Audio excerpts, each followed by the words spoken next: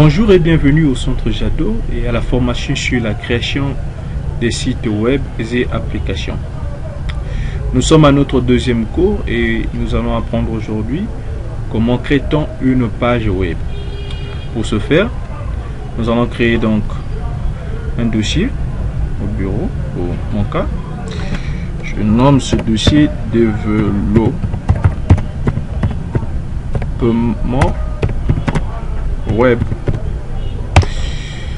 Et on va donc ouvrir notre éditeur de texte, en l'occurrence Notepad++. Et donc, voici l'environnement auquel nous allons écrire notre code. Et donc, nous allons écrire en premier lieu la structure du code HTML. Donc, la structure du code HTML s'écrit, commence par doctype.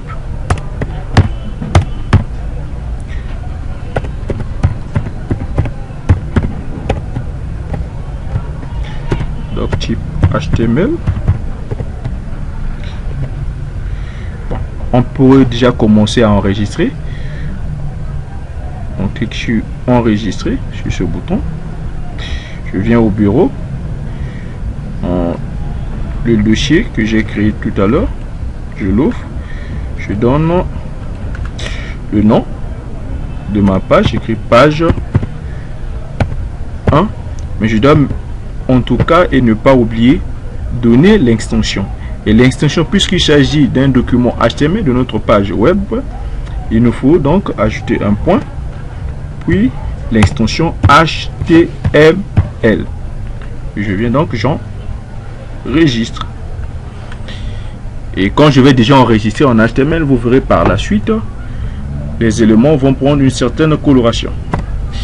Et donc après doc HTML, on signale qu'il s'agit d'un document HTML. Donc on fait inférieur, ce qu'on appelle par chevron ouvrant en langage de programmation HTML.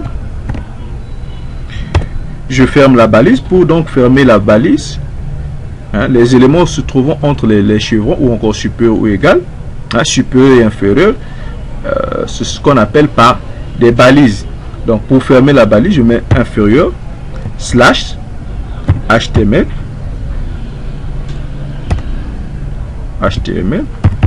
Là, ça signifie que j'ai fermé la balise HTML. Je viens, j'écris la balise HTML, et la balise HTML, naturellement, c'est comme aussi un être humain. C'est-à-dire qu'il y a la tête, le corps et la queue. HTML, c'est le corps tout entier. Et donc, on va créer donc la tête. En anglais, vous saviez avec moi, la tête, c'est head. On ferme. C'est la balise. Pour fermer, je fais donc slash chevron ouvrant slash head. Je ferme la balise. Body, le corps.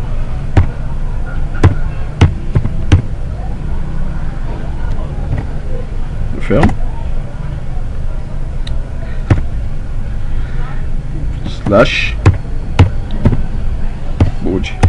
Donc, notez qu'une balise s'ouvre et ça se ferme. Donc quand j'ouvre une balise, naturellement je dois pouvoir les fermer.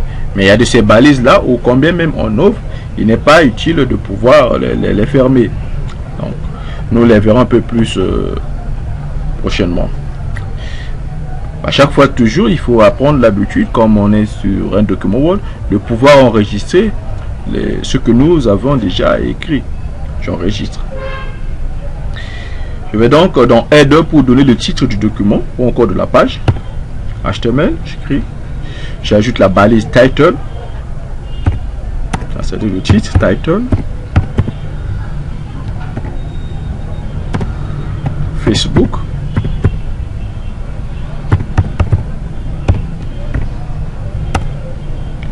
je ferme donc la balise title.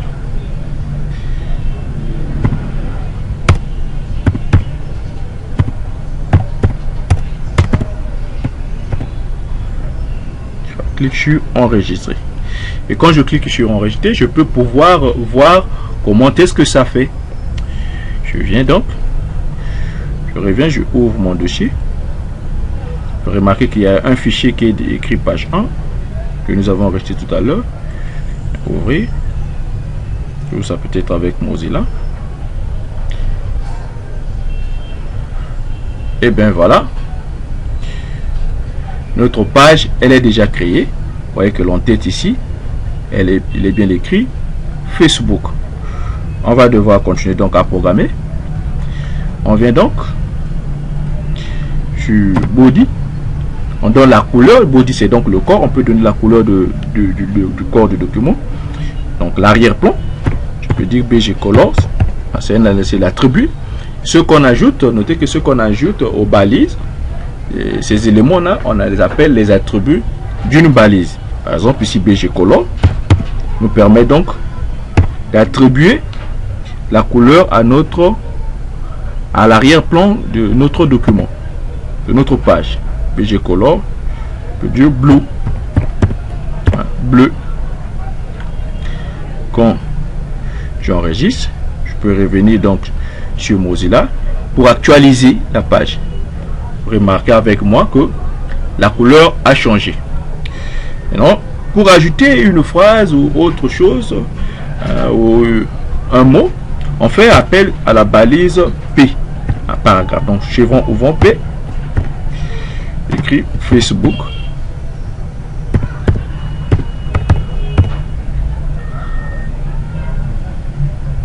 Puis chevron ouvrant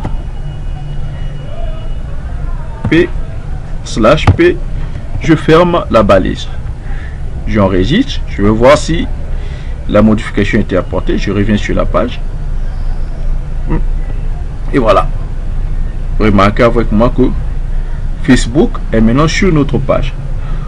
On revient donc sur notre éditeur de test. On va pouvoir donc donner une forme à ça, mais notez que la forme se donne un peu plus mieux avec un autre langage du développement web qu'on appelle le CS3, que nous verrons un peu plus tard. Donc pour l'heure, on peut donner plus ou moins la forme. On peut donc aligner cette balise là au centre. Donc on ajoute donc à la balise B un attribut align.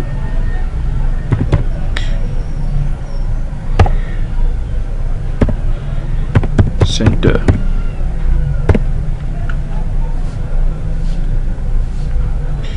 Puis j'actualise. Remarquez maintenant, Facebook est au centre. Mais il n'est pas comme nous le souhaitions. Nous voulons que ce soit un peu en relief. Il va donc falloir que nous puissions, qu'on appelle balise font. Donc font. Je ferme. Je viens là. Chevron ouvrant slash font, chevron fermé. Je reviens sur font, j'ajoute donc la couleur, color, je dis que ce soit la couleur blanche, white. Je peux ajouter aussi la taille, size, je mets 4. Voilà. J'enregistre, il faut toujours enregistrer à chaque fois pour que la modification soit apportée. Je reviens sur mon navigateur Facebook. Et bien voilà, Facebook a acquis la couleur blanche et puis la taille aussi a changé tout petit peu. Mais c'est pas grave, on peut toujours modifier la taille et même ajouter disons la police. On ajoute donc face. Je vais prendre donc Verdana. Vous pouvez prendre Times Roman, New Roman comme on le fait avec Word.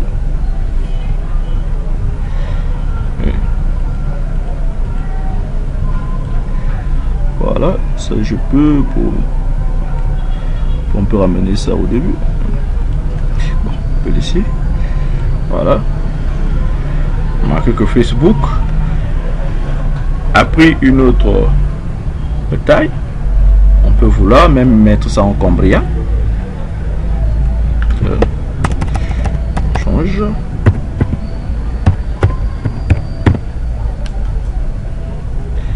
Cambria, je viens, je modifie. Voilà.